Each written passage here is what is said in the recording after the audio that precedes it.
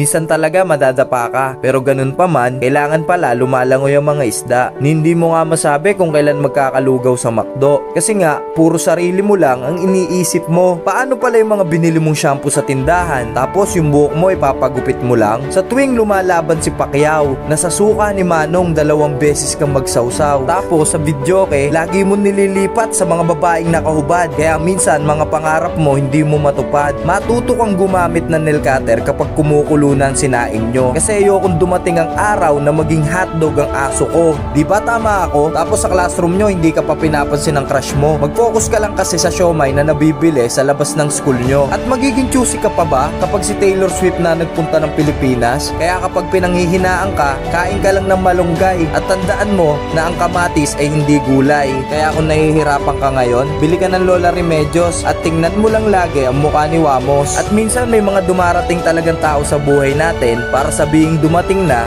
ang parcel mo.